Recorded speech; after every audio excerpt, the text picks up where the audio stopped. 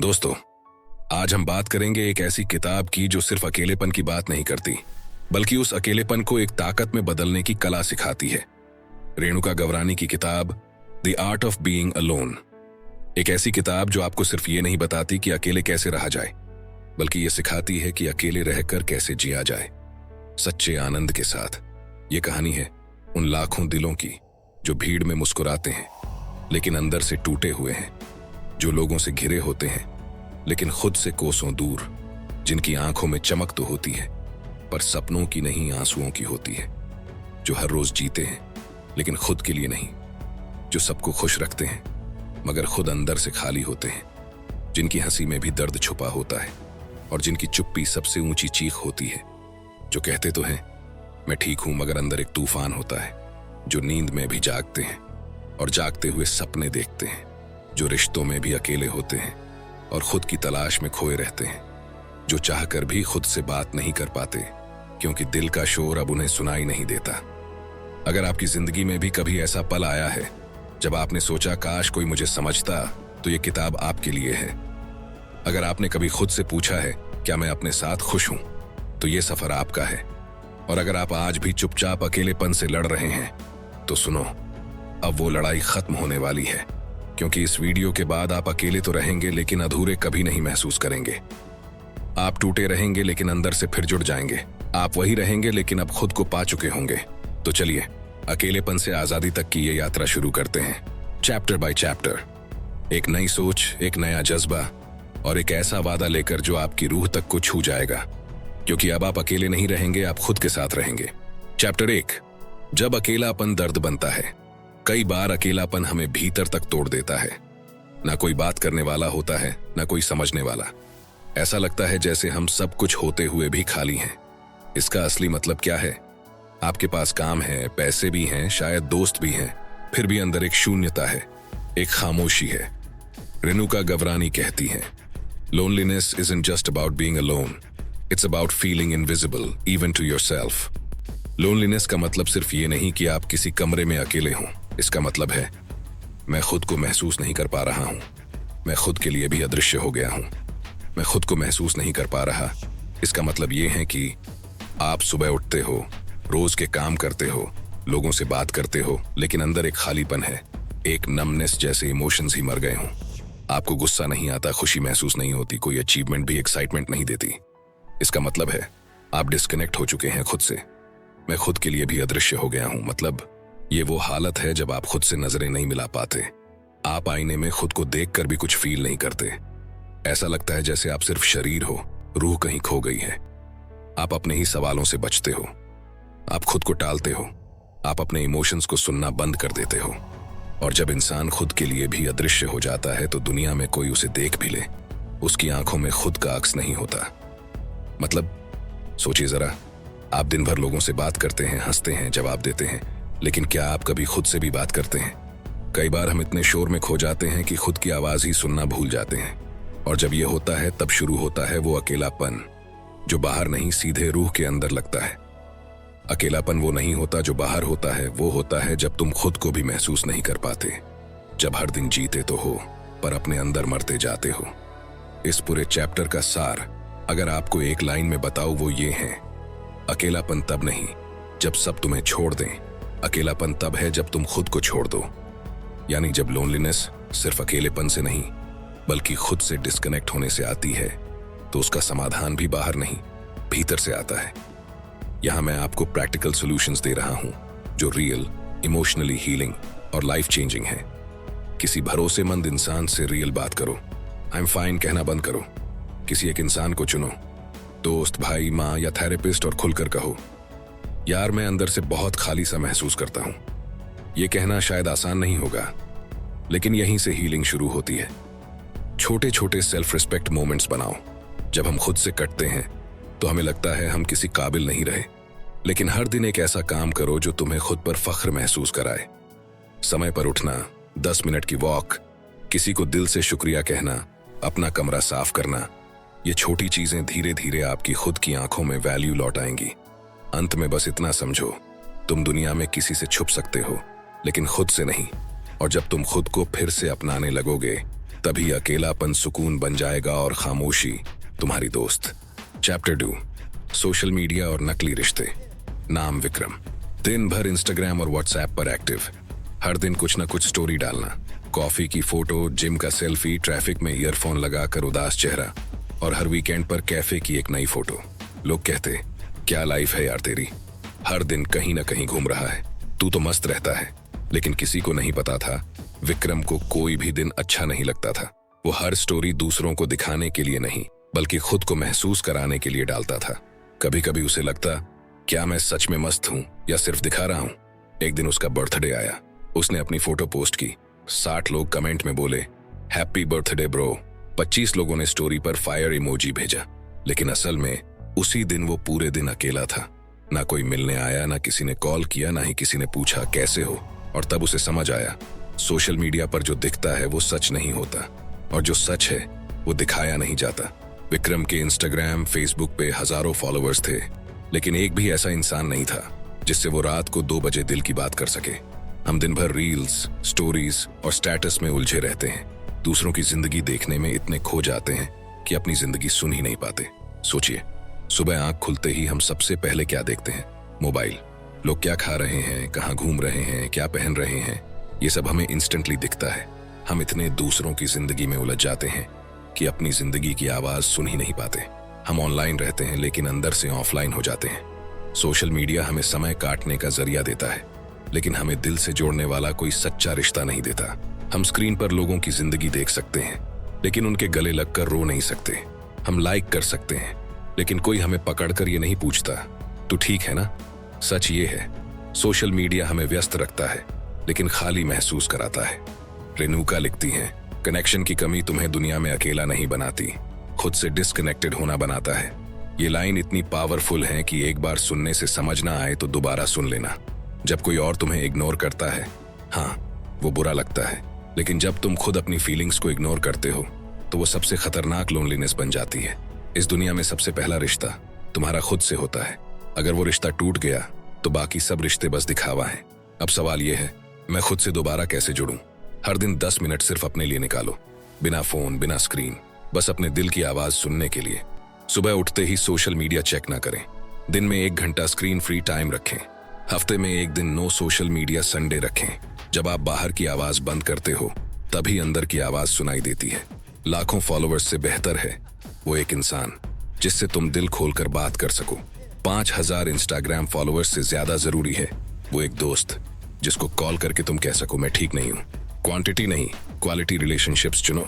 Chapter 3, toxic relationships को छोड़ना। नाम था समीर। एक लंबा रिश्ता था उसका, 3 साल का। लड़की का नाम नेहा था। शुरुआत में सब अच्छा था, कॉल्स, चैट्स, साथ घूमना, हंसना, सपने बुनना। लेकिन धीरे धीरे वो रिश्ता बदल गया। अब नेहा हर बात पर ताने मारती, उसकी हर बात में कमी निकालती, अपने इशारों पर नचाती। समीर चुप रहता, हर दिन कुछ न कुछ सहता, कभी अपमान, कभी उपेक्षा, कभी ठंडी चुप्पी। दोस्त कहते, तू बदल गया है यार। अब हंसता भी नहीं। माँ पूछती, सब ठीक है ना? वो बस मुस्कुरा कर कहता, हाँ बस थोड़ा थका हुआ हूं। लेकिन असल में वो थका नहीं था, वो धीरे धीरे टूट रहा था। वो जानता था कि ये रिश्ता अब सिर्फ नाम का रह गया है, जहां प्यार नहीं बस डर बचा था, अकेले रह जाने का डर। कभी कभी वो खुद से पूछता था, क्या मैं इसलिए उसके साथ हूं क्योंकि मैं उसे चाहता हूं, या इसलिए क्योंकि मैं खुद से डरता हूं? और यही सच सामने आता है। कभी कभी हम इस डर से कि कहीं अकेले ना रह जाएं, उन लोगों के साथ रह जाते हैं जो हर रोज हमें थोड़ा थोड़ा खत्म करते रहते हैं। समीर भी खत्म हो रहा था, हर रोज थोड़ा थोड़ा। लेकिन एक दिन उसके अंदर एक आवाज आई, तू किसे बचा रहा है, रिश्ते को या खुद के डर को? और उसी दिन उसने एक फैसला किया, अब मैं अकेला रह लूंगा, लेकिन खुद को खोकर नहीं। इस कहानी का संदेश, अकेलापन दर्द देता है, लेकिन झूठे रिश्ते इंसान को खत्म कर देते हैं। अकेले रहना सीखो ताकि किसी के साथ रहने के लिए खुद को मारना ना पड़े। टॉक्सिक रिलेशनशिप का मतलब है ऐसा रिश्ता जो बाहर से ठीक दिखता है लेकिन अंदर से आपको थोड़ा थोड़ा तोड़ता रहता है। वो व्यक्ति आपको बार बार गिल्ट देता है, आपकी वैल्यू कम करता है, आपकी खुशी को कंट्रोल करता है, आपकी पहचान को निगल जाता है, लेकिन फिर भी आप उस रिश्ते में टिके रहते हैं। क्यों? क्योंकि आप डरते हो अकेलेपन से। साइकोलॉजिकल ट्रूथ, हम इंसान रिश्तों के भूखे होते हैं, लेकिन अगर भूख इतनी बढ़ जाए कि जहर भी खाना पड़े तो वो भूख नहीं, आत्महत्या होती है। रेणुका गवरानी इस इल्यूजन को तोड़ती है। क्या वाकई वो रिश्ता जरूरी है जो तुम्हारा आत्मसम्मान छीन ले? क्या उस इंसान का साथ इतना अनमोल है कि तुम हर रोज अपने ही दिल को छोटा करते रहो? खुद से रिश्ता जोड़ो, वो कभी टॉक्सिक नहीं होता। बाहर के रिश्ते टूट सकते हैं, लेकिन खुद से बना रिश्ता कभी नहीं टूटता। की मैसेज, अकेलापन कभी भी उतना खतरनाक नहीं होता जितना एक जहरीला रिश्ता हो सकता है। तुम्हारा सेल्फ रिस्पेक्ट किसी रिश्ते की कीमत पर नहीं आना चाहिए।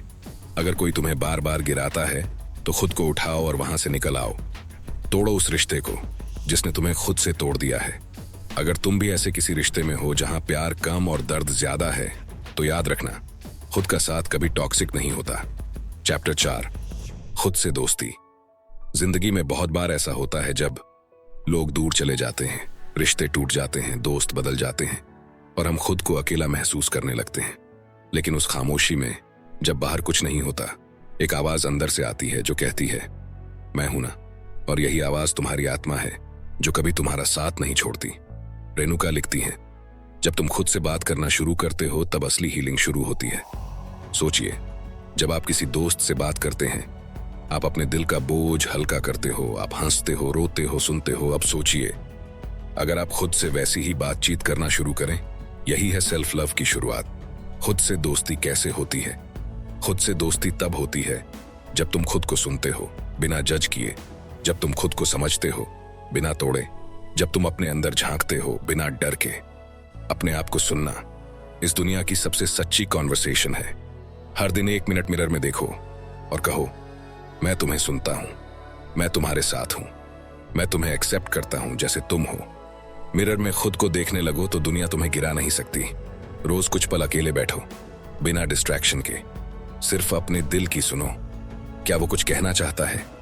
सबसे सच्ची बात वही होती है जो तुम खुद से करते हो। तुम्हारी सबसे लंबी रिलेशनशिप किसी और से नहीं, खुद से होगी। तो क्यों ना वो रिश्ता सच्चा, प्यारा और भरोसेमंद बनाया जाए। अगर तुमने दुनिया को सब कुछ दिया तो अब थोड़ा खुद को भी दो, क्योंकि अकेले रहकर जीना नहीं सिखाया जाता, बल्कि खुद के साथ रहकर जीवन को महसूस किया जाता है। 5वां अध्याय, उद्देश्य ढूंढना।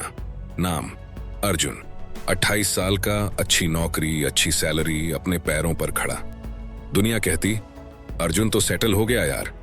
लेकिन अर्जुन के अंदर एक सवाल रोज उठता था, मैं क्यों जिंदा हूं? सुबह उठना, नहाना, ऑफिस जाना, मीटिंग करना, खाना खाना, फिर सो जाना। हर दिन एक जैसा लगता था, कॉपी पेस्ट की जिंदगी। वो जब रास्ते में लोगों को गिटार बजाते, पेंटिंग करते या बच्चों को पढ़ाते देखता तो उसके मन में एक अजीब सी हलचल होती। इन लोगों को देखो, इन्हें पता है कि ये क्यों जिंदा है, और मैं।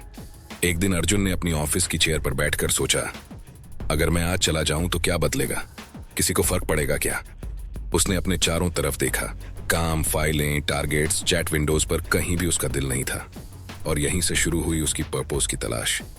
ना किसी किताब से, ना किसी गुरु से, बल्कि खुद से एक सवाल पूछकर, जब मैं कुछ करता हूं तो क्या मैं उसे सिर्फ करना चाहता हूं या उसमें खुद को महसूस भी करता हूं? अर्जुन को याद आया, जब वो स्कूल में था तो वो लिखता था कविताएं, छोटी कहानियां।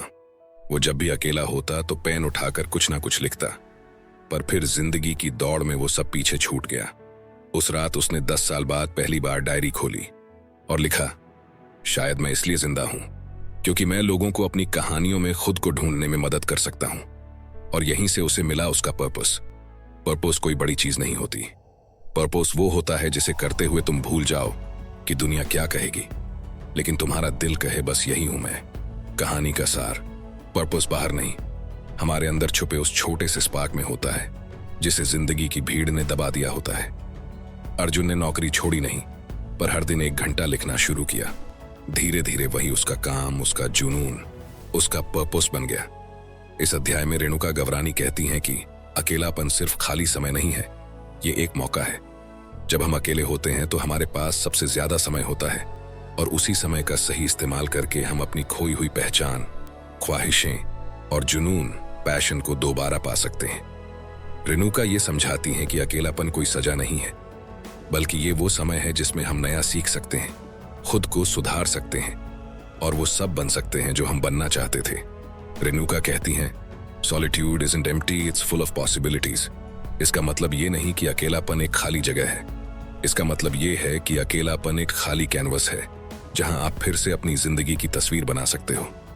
रियल मीनिंग, जब आप अकेले होते हैं तो दो रास्ते होते हैं। या तो आप अपनी तन्हाई में डूब कर रोते रहो, या फिर उस तन्हाई को अपना स्टूडियो बनाओ जहां आप कुछ नया क्रिएट करते हो। यही रेणुका का संदेश है। पढ़ो और खुद को दोबारा बनाओ। हर पेज जो तुम पढ़ते हो तुम्हें खुद से एक कदम और जोड़ता है। बुक्स तुम्हें वो दुनिया दिखाती हैं जिसे तुम अपने अकेलेपन में बना सकते हो। हर रोज कम से कम 10 पेज पढ़ो। Self help, biographies, spiritual books. इससे तुम्हारे विचार, सोच और विजन बदलते हैं। लिखो और अपने दर्द को डायरेक्शन दो। अगर तुम्हारे अंदर बहुत कुछ है जो तुम कहना चाहते हो तो उसे कागज पर उतार दो। शब्द तुम्हारे घावों को दवा बना सकते हैं। लिखना एक थेरेपी है। पोएट्री, जर्नल, ब्लॉग, सॉन्ग्स, कुछ भी तुम्हारा दर्द किसी और की प्रेरणा बन सकता है। सीखो और खुद को अपग्रेड करो। तुम अकेले हो, पर इस वक्त का इस्तेमाल तुम्हें वो बना सकता है जो तुमने हमेशा बनने का सपना देखा था। नया स्किल सीखो। Graphic design, language, content writing, coding, yoga, meditation YouTube से सीखो। फ्री कोर्सेज करो। पर्पस वहीं से निकलता है जहां तुम अभी को मीनिंगफुल बनाते हो। पर्पस कोई जादू नहीं है जो एक दिन अचानक सामने आ जाए। पर्पस वो रास्ता है जो तुम अकेलेपन में खुद के लिए बनाते हो। अगर तुमने भी अकेलेपन में खुद को फिर से पाया है तो कमेंट में लिखो, अब मेरी तन्हाई मेरी ताकत है। Chapter 6, solitude. अब ये मेरा घर है। इस अंतिम अध्याय में रेणुका गवरानी एक बहुत गहरी और शांत बात कहती है। एक वक्त था जब अकेलापन डराता था, आज वही सुकून देता है। इसका मतलब है कि जो अकेलापन पहले बोझ लगता था, जो पहले खालीपन और डर से भर देता था, अब वही अकेलापन आत्म शांति, स्वीकृति और अपनी पहचान का घर बन गया है। अकेलापन अब दुश्मन नहीं है। अब ये पिंजरा नहीं है जिसमें हम बंद थे। अब मैं अकेली नहीं हूं, अब मैं अपने साथ हूं। इसका मतलब बहुत गहरा है। हम अकेले तब महसूस करते हैं जब हम अपने भीतर से कट जाते हैं, लेकिन जब हम अपने आप से दोबारा जुड़ते हैं तो अकेले होने के बाद भी अंदर से पूरा महसूस होता है। अब किसी की जरूरत नहीं, क्योंकि खुद का साथ ही सबसे सच्चा साथ है। रेणुका यहाँ एक बहुत ही प्यार भरा संदेश देती हैं कि अकेले होना कोई कमजोरी नहीं है, बल्कि ये वो पवित्र समय है जब जिंदगी आपको खुद से मिलाने आई है। अब आप क्या करें? दूसरों का इंतजार करना बंद करें। अपने साथ बैठें, खुद को जानें, समझें, अपनाएं। अपना साथ सबसे पहले चुनो, क्योंकि जब आप खुद का साथ देना सीख जाते हैं तो दुनिया की कोई भी कमी आपको अधूरा महसूस नहीं करवा सकती। यही इस किताब का सबसे सुंदर और सच्चा संदेश है। कभी लगता था अकेलापन सजा है, पर रेणुका गवरानी की ये किताब बताती है कि यही अकेलापन हमारी सबसे बड़ी ताकत बन सकता है। जब कोई हमें नहीं समझता, तब खुद को समझना सबसे जरूरी हो जाता है। जब रिश्ते हमें तोड़ते हैं, तब खुद से रिश्ता बनाना जरूरी हो जाता है। जब सोशल मीडिया से कनेक्शन नहीं मिलता, तब अंदर की शांति ही असली कनेक्शन बन जाती है। जब टॉक्सिक लोग पीछे छोड़ते हैं, तब पर्पस हमारा नया साथी बनता है। तो अगर आप भी इस सफर में हैं तो डरो मत, भागो मत, बस रुक जाओ और खुद से मिलो, क्योंकि तुम कभी अधूरे नहीं थे। तुम्हें सिर्फ खुद की जरूरत थी। दोस्तों, जिंदगी में हम सब कभी न कभी अकेलेपन, खोखले रिश्तों या बिना मकसद की जिंदगी से गुजरे हैं। लेकिन याद रखना, अकेलापन कोई सजा नहीं, वो एक मौका है खुद से जुड़ने का, खुद को समझने का और खुद के लिए जीने का। और अगर ये वीडियो आपके दिल को कहीं छू गया हो तो एक छोटा सा कदम उठाइए। लाइक करिए ताकि ये मैसेज और लोगों तक पहुंचे। कमेंट करिए जो भी दिल करे। शेयर करिए किसी ऐसे दोस्त के साथ जो मुस्कुराता है लेकिन अंदर से टूटा हुआ है। और सब्सक्राइब करना मत भूलिए, क्योंकि ये चैनल सिर्फ वीडियो नहीं बनाता। ये उन लोगों के लिए है जो भीड़ में खुद को ढूंढ रहे हैं और जिन्हें अब किसी की आवाज की नहीं, बल्कि अपनी पहचान की तलाश है। और हाँ, अगर ये वीडियो आपको पसंद आया हो तो स्क्रीन पर जो वीडियो दिख रहा है वो भी जरूर देखिएगा, क्योंकि ये वीडियो आपकी जिंदगी बदलने की ताकत रखता है। मैं मिलूंगा आपको इसी वीडियो में। Thanks for watching. Love you all.